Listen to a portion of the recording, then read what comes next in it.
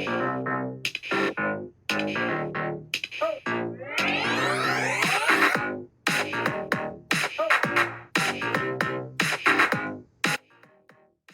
there, beautiful souls. I'm Colleen Lockoff. And I'm Meredith Lockoff. And welcome to Spiritual Sisters with Sass, the podcast where two sisters with a passion for spirituality and a touch of sass come together to explore the exciting world of self-improvement. That's right, Colleen. We embarked on this incredible journey together, diving into different self-improvement techniques, yoga practices, and a whole array of life experiences. Yeah, and through it all, we've managed to create lives that are abundant, happy, and constantly evolving. It's been a wild ride, hasn't it, Meredith? You bet, sis. We've got two very different perspectives on life, but that's what makes this podcast so special. I'm all about diving in head first into life's adventures and embracing every challenge with a bit of sass. Well, Colleen here, she's got her own unique approach. Yep, that's me. And I'm all about the yoga, mindfulness, and finding my zen. And together we make the perfect balance. So whether you're looking for some wisdom, a few laughs, or just some heartfelt stories, you're in the right place. We're here to share our personal experiences and insights with you, all while exploring the wild and diverse world of self-improvement.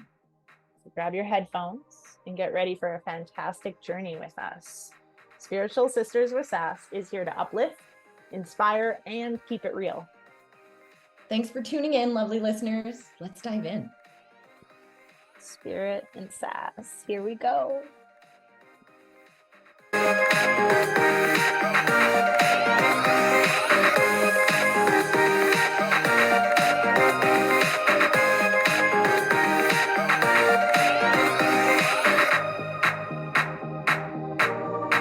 Hey everyone, welcome.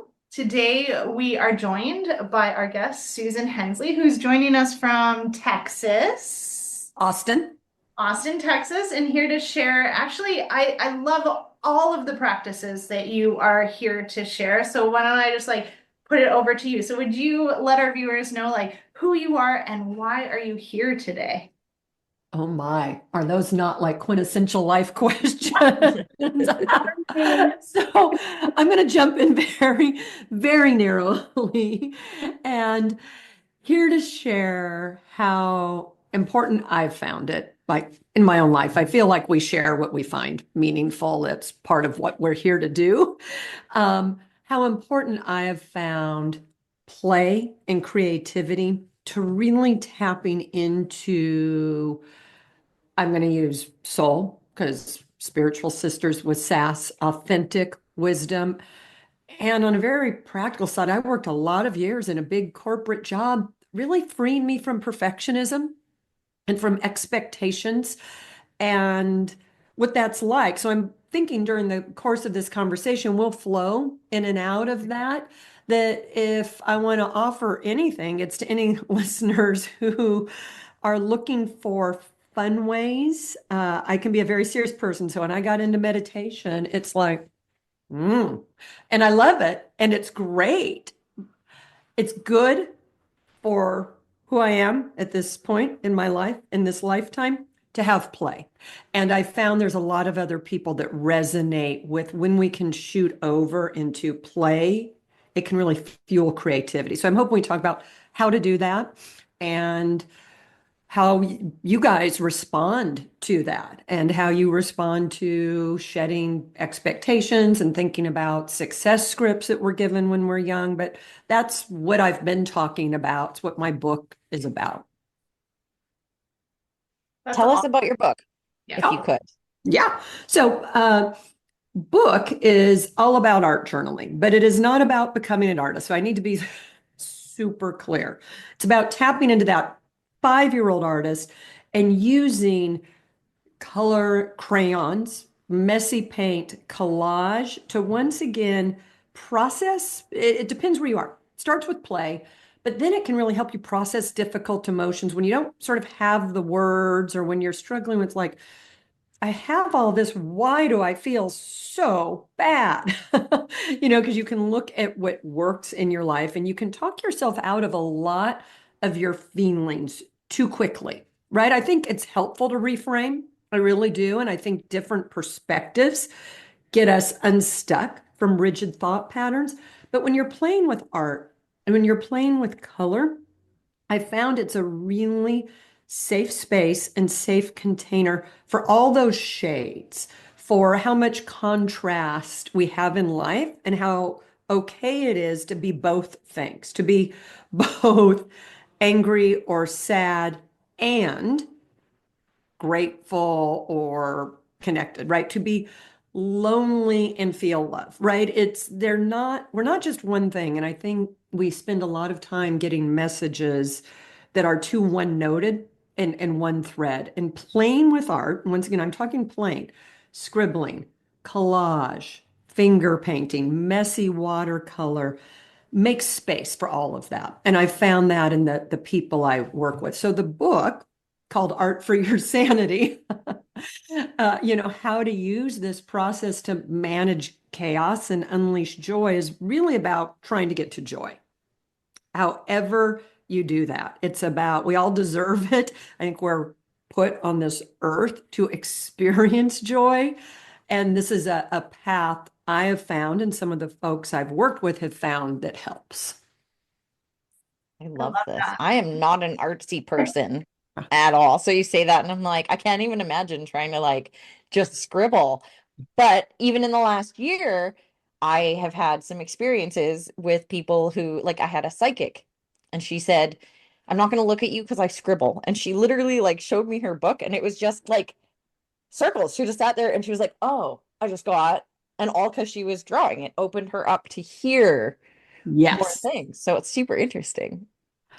So I am not artsy at all. And I have stayed, the whole play that I opened up with is really tapping into what you did at 5, what you love to play with at 5, before you had any expectations or societal pressures. I've yet to meet an adult while I've been doing this that takes themselves seriously holding a crayon. I'm hoping to never meet that adult, but I don't think they exist. And when I do live workshops, it's like a 3-minute exercise about scribbling that just frees you up. And I don't know this psychic, I've worked with other people in that field. And I think what they do, and I think this is because I believe we're all intuitive and we all have a ability to connect.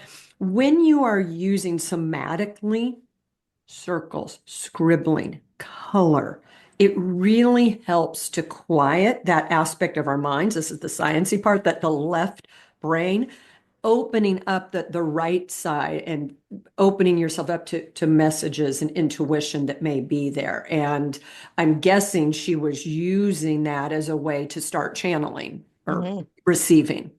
Yeah. Yeah. Yeah, super interesting. I feel like for me, and it's come to me recently, my sister knows, I love making like these signs, like you can see them on my wall. Yeah. They're silly signs ultimately. Like I have one that says like, um, I'm all sweet and soft and powerful and also fuck you. So like there's like, like, but it's kind of I'm not an artistic person, or I say that, and then I go and create these signs. And that I've actually had this like sensation lately because I'm clearing out the old signs that I've made, but I've had this like, ooh, I'd love to make some more signs, but I don't want them sitting in my house. Mhm. So there's that piece for me. But I love, because I say I'm not artsy, and I know the story we tell ourselves is the truth. Art and artsy things were not really, I'm a very logical, very like concise, decisive person. So like art is like over there. And a lot of like, when I say this, please don't be offended.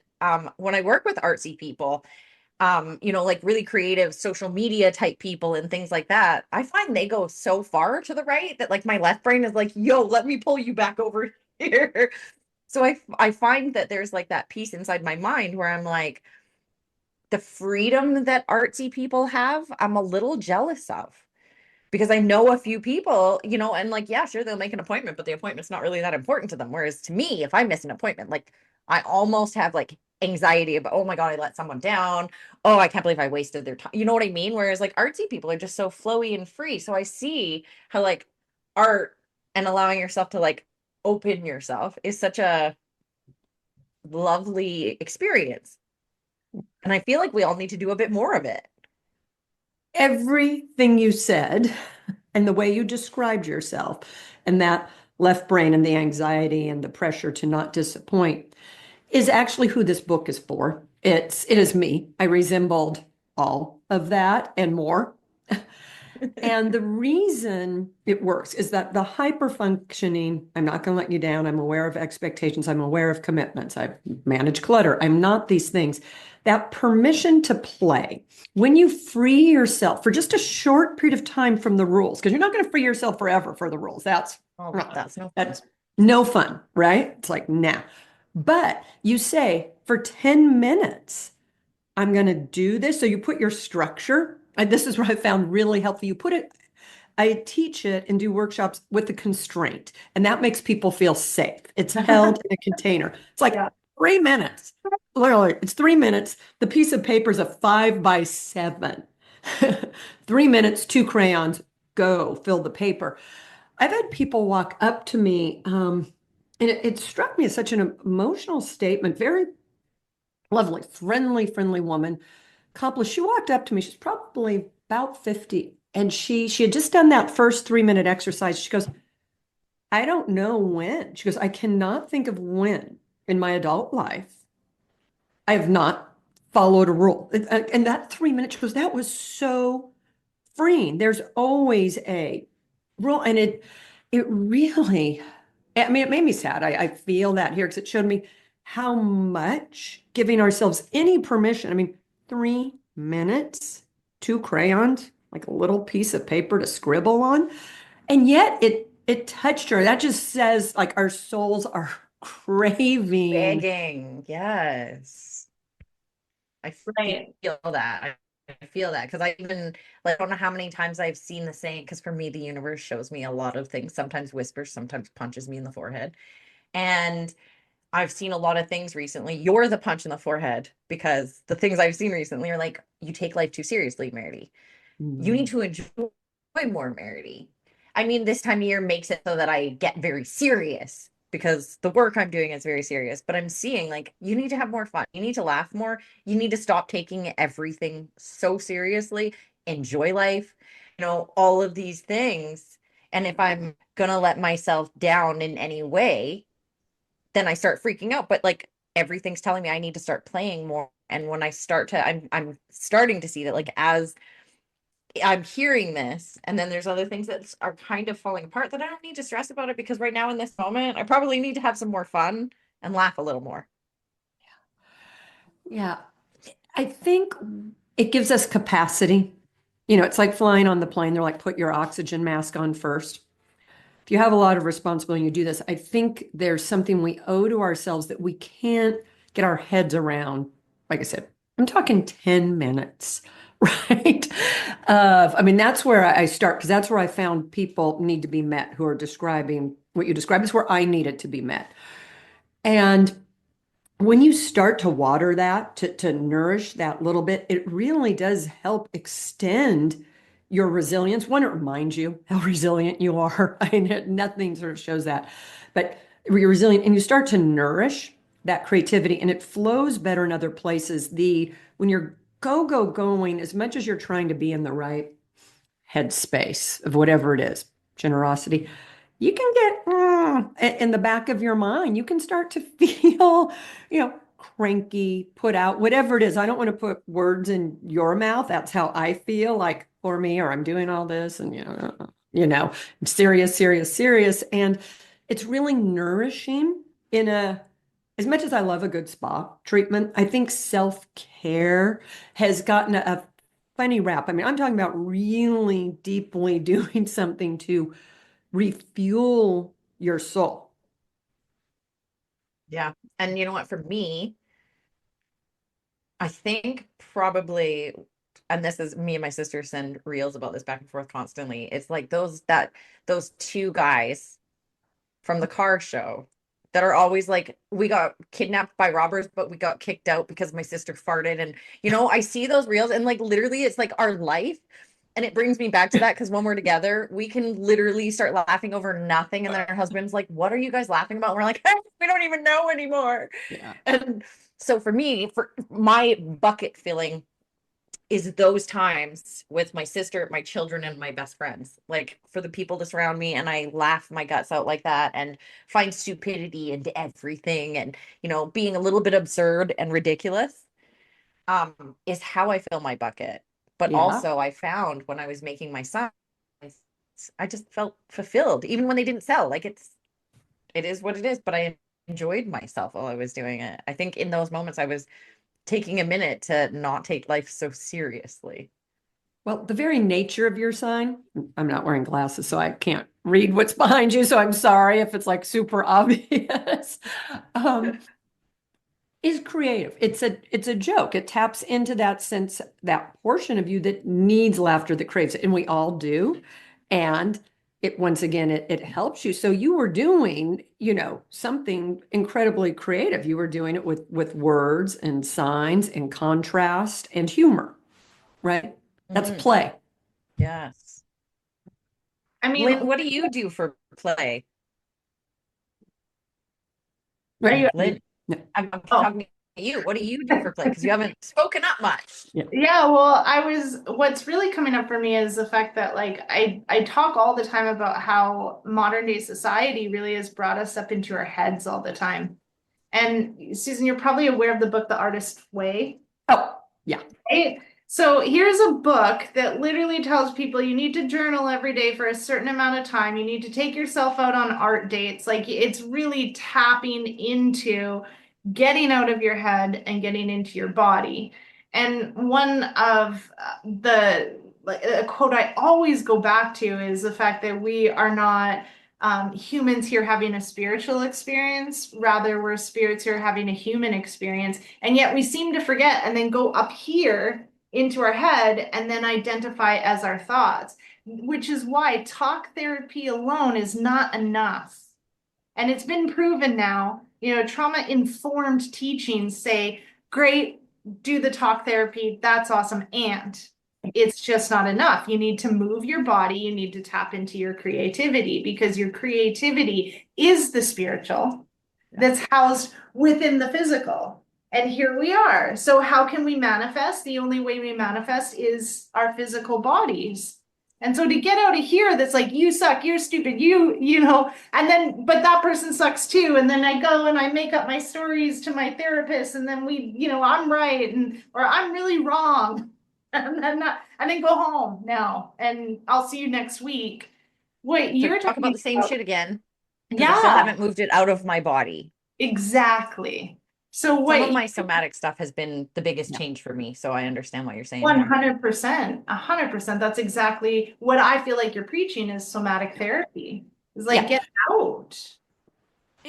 Yes. And it's that connection. And as many places as there are for the talk, we have as a society cut ourselves off right at the below the chin, at the neck. And it is that reintegration of all the aspects of ourselves. And I think it is why when we touch that space, we get giddy. We almost don't know what to do, right? It was like the woman who walked up to me, it was like, woohoo. I mean, it's a great feeling. And it's funny because you see that feeling in nature. We're recording this at the time of the year that the squirrels have gone like wild in Austin. It's like squirrel, and they're just like shaking with like joy of spring, but it's like that energy. And you watch people do that when they get into their body and do something creative. Like you'll see this little quiver, this little like shimmy almost. And it's sort of that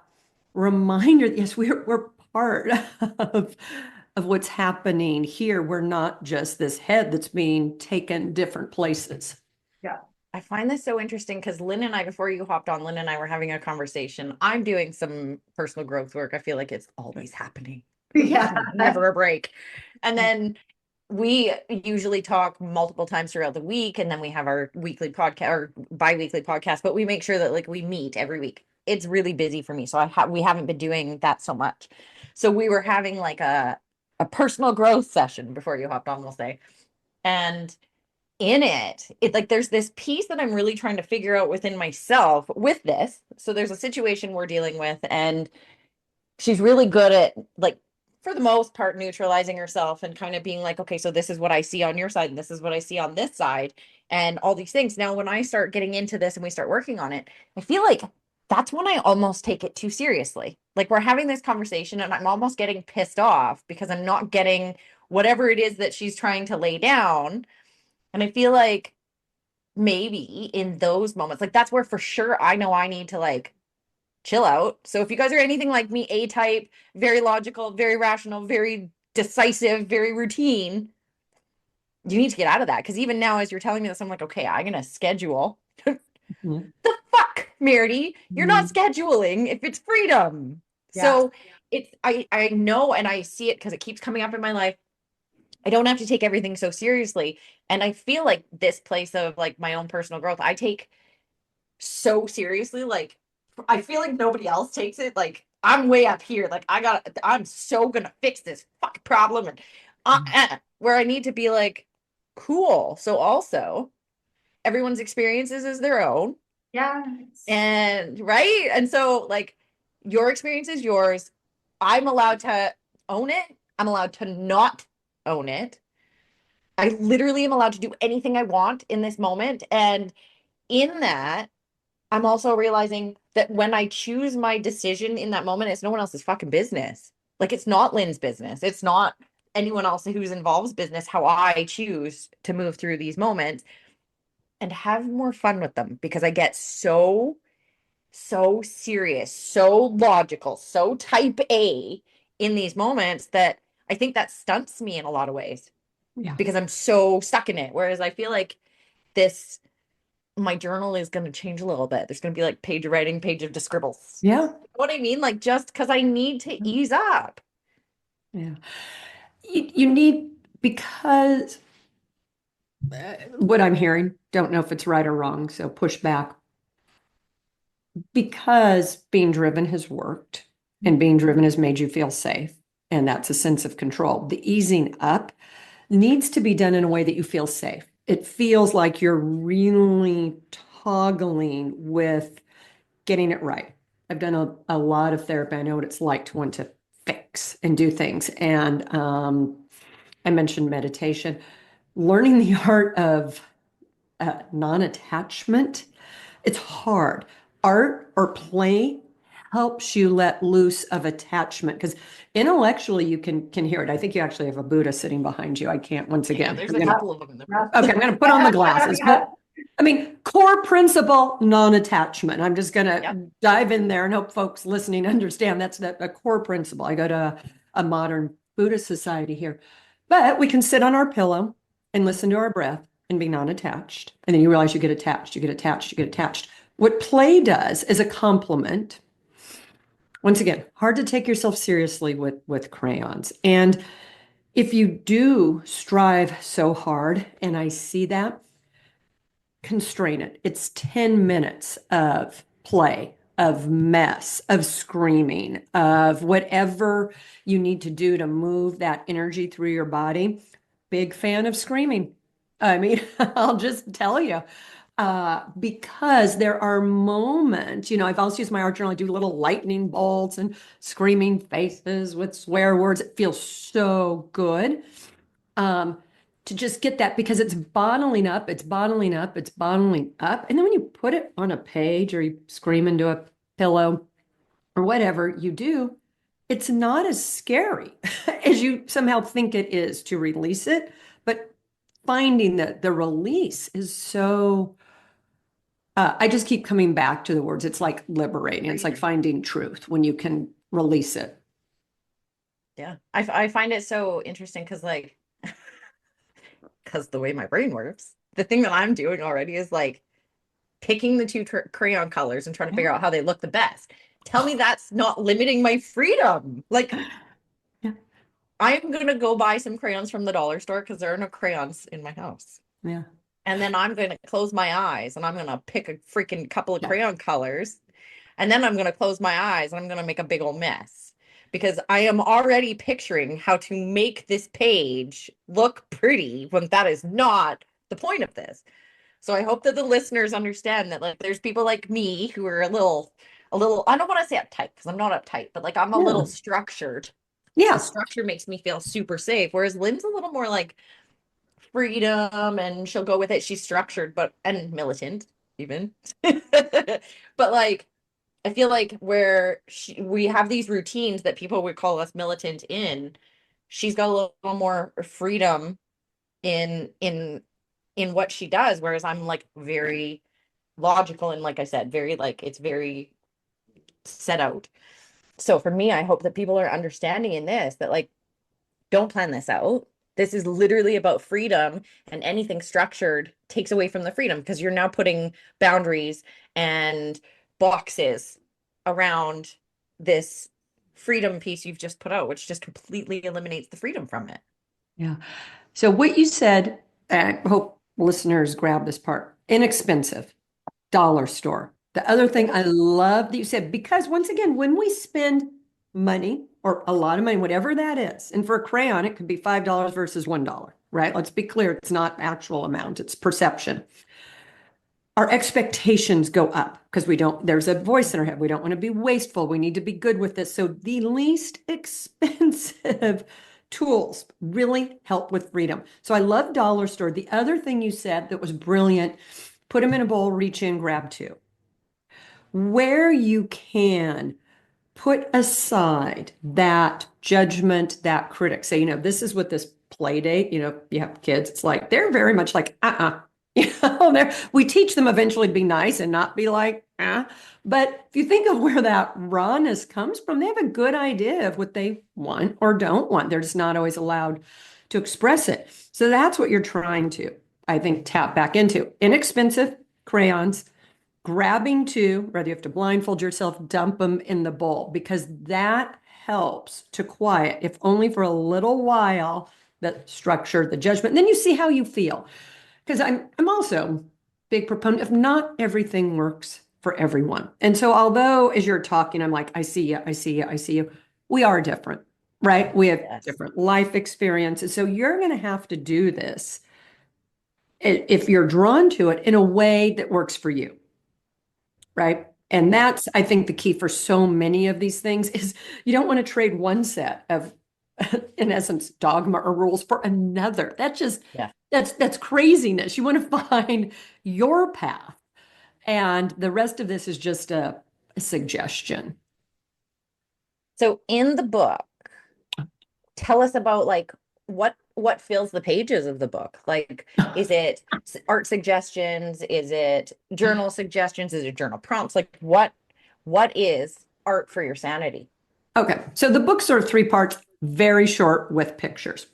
So because I had a first career as a journalist and I'm very word conscious. I don't like to waste word, right? So the book it's a bit of a personal story, how I came about it and the why. Then it's a what is it? Like, am I talking about making art? No. Am I talking about becoming an artist? No.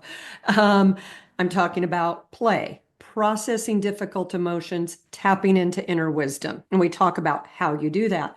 I then did a dive only because I was super lucky into the brain science out there. So we referenced Julia Cameron's Artist's Way, which I read, I loved it. It came out probably like 25 years ago.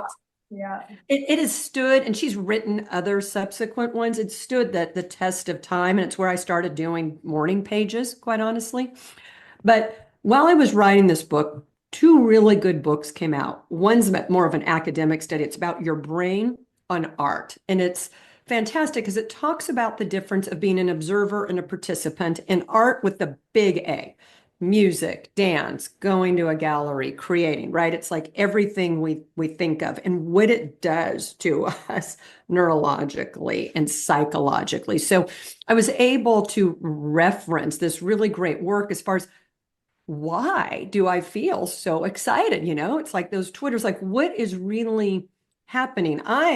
Being who I am, was fully willing to jump into the mystery of it, but I knew not all readers might be. So I wanted to find the explanations, and there's all sorts. The other great book is called Whole Brain Living, and it's about the different aspects of our brain and how important it is, how much in Western society we really overuse the command center, whatever we want to name that aspect of our brain, the master, the controller. We all know what that part looks like and how important it is to tap into some of the other aspects of us because we're very out of balance at this particular time in society and in culture. So the book, once again, short, does explain why this does work, why it does reduce stress, increase neuroplasticity, actually help unlock us from some rigid thought patterns. So I don't do a hugely deep dive. I cite these others, but I felt like it was really important to not, and I don't want to say just write a book about the mystery of it and from that artistic side, but it's like, what is it that we know that's been really well studied that maybe gives us permission to try it if everything else is feeling scary? So I tried to create permission from a few different angles. I love this. This sounds really interesting because it also sounds like something that so many of us can use. Like, I guarantee you, the next time my sister and I see each other, we will have a crayon session, not a crying, a crayon session where we just like sit, and I have a feeling because of the way that we are, we would make it a joke and it would be like us drawing each other. Well, But you know what I mean? Like, I have a feeling yeah. that this can become something that you can do also in a family. If you guys are having stressed out times, let's all sit down and let's pick a color, sit off on our own, because then you could show each other your pictures afterwards, kind of thing. Like, maybe it's as abstract as it can be. Maybe one person draws a fire truck. You know what I mean? Like, it just seems like it could be such a great thing to integrate into your life, and something that when we're kids, like my neighbor has young kids. Art is basically all that they do. Yeah. Yes. So Yes. I'm like having these moments of holy shit, hey, I because actually dated for a while. I'm in my mid 40s and I was dating, but I live in Costa Rica. So just dating was complicated. So I was dating people in like Vancouver and I would meet people online. And so, I mean, I was dating like a person in Texas. Anyways, so that means being creative. Because if we go on a date, that means going on a date online before we can actually like make the opportunity to meet. So I remember one time, uh, it was I was the one that was creating like what we were gonna do on the date. And that was actually, so I said to the person, you need to come with, felt pens, pencil crayons, whatever you've got, and a piece and a journal, and that's it. And then there was something else we were doing, but the first was that we would each pick a word and then we actually had to draw that out. And it was a really cute way to just get together and then also like see their creativity and how serious they were about things. It worked out really cute. It was really very insightful for me to see this other person be okay with it and actually show up and do it. well, and not just that, but how interesting to like take a word and draw the word, not the actual word, but like draw the picture of what the word means to Yeah. you, Yeah. right? Because like when you talk to people about their vision, like for me, I find the visualization part, and my kids and I have had this conversation where if someone says boat, I don't picture a boat. I actually kind of picture the word boat. Mm. So like for me, it's a little different than a lot of people, but to like, what would you draw if someone said, well, boat? Well, most people would just draw a boat, but like, what would you draw? You know what I mean? Like to make it interesting. So for me, I kind of love this idea. I feel like it's something that like I'm gonna try to find a way to incorporate even like on our I don't want to say party nights because we don't party. We're often in bed by 10 o'clock. But But that is how you you know, party. when You me and my draw. sober friends all get together at my house and play games, one of them is probably gonna be something artsy for more just to like get to know each other a little better, understand each other a little Yeah. better, you know? Susan, you have a free resource, Oh, correct? yeah. A little course. So yeah, so on the website, there's a PDF you can download and it shows you how to get started. And I've been trying to describe it all the suggestions you guys came up with are fantastic. With another person, in this, it was a date or with family, for people to represent either what they've just gone through or what they thought. I mean, what rich dialogue.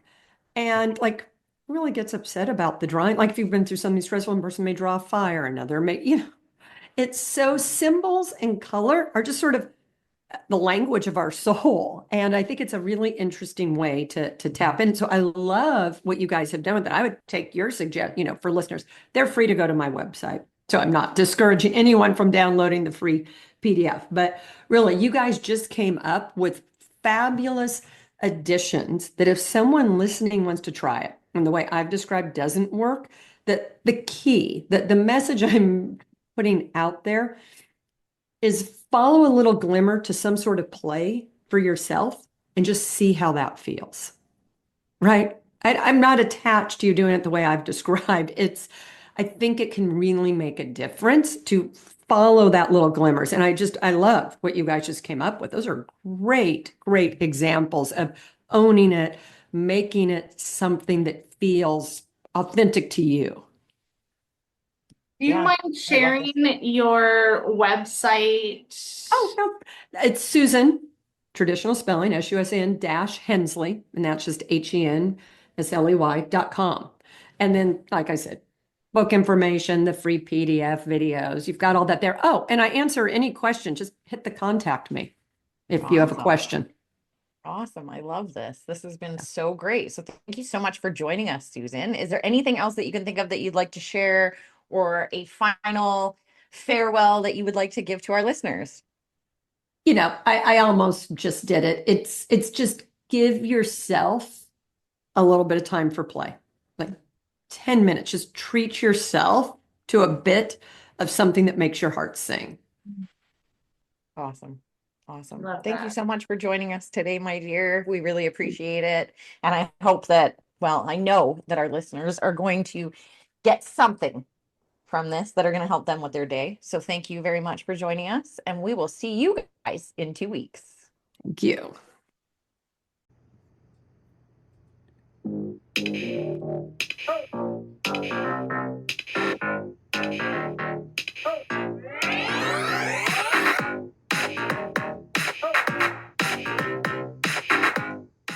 Thank you for joining us on this spirited journey today.